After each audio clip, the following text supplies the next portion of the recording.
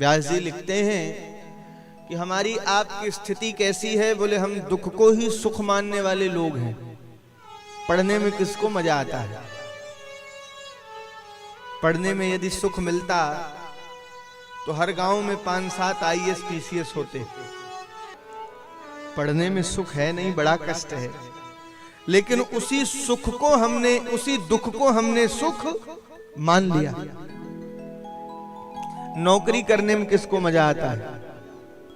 ठंडी गर्मी बरसात 9 बजे ऑफिस दफ्तर में पहुंच जाना है, दुकान में पहुंच जाना है तो पहुंच जाना है।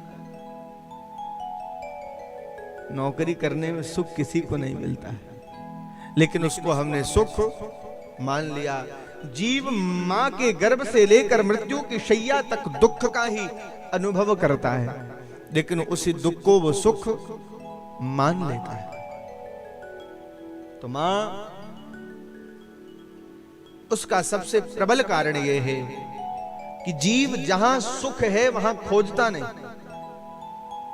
अब बताओ, जनरल मर्चेंट की दुकान पे जाके आप उससे दवाई मांगिए तो वो देगा? और दवाई की दुकान पे जाके चीनी मांगिए तो वो देगा? क्यों? क्योंकि दवाई वाला दवाई बेचता है, जनरल मर्चेंट वाला चीनी बेचता है। कहने का आशय, जिस जगत में सुख है ही नहीं, हम उस जगत में व्यर्थ ही सुख की कामना लिए घूम रहे हैं। अब सुख मिलेगा, आज मिलेगा, आज मिलेगा, आज मिलेगा, और जन्म से लेकर मृत्यु की शैया तक सुख का अनुभव व्यक्ति नहीं करता।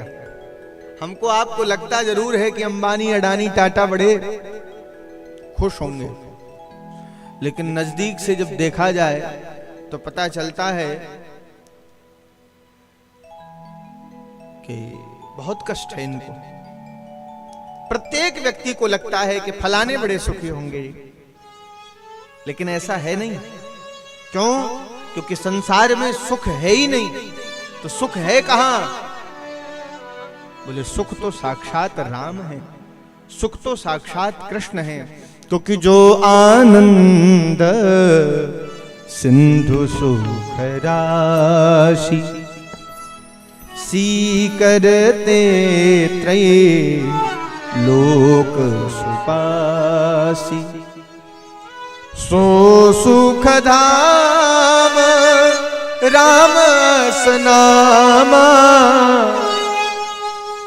अखिल लोकता यक विश्राम। तो आनंद की सिंधु है, सुख की राशि है, उन्हीं के पास सुख है, इसलिए वही सुख दे सकते हैं।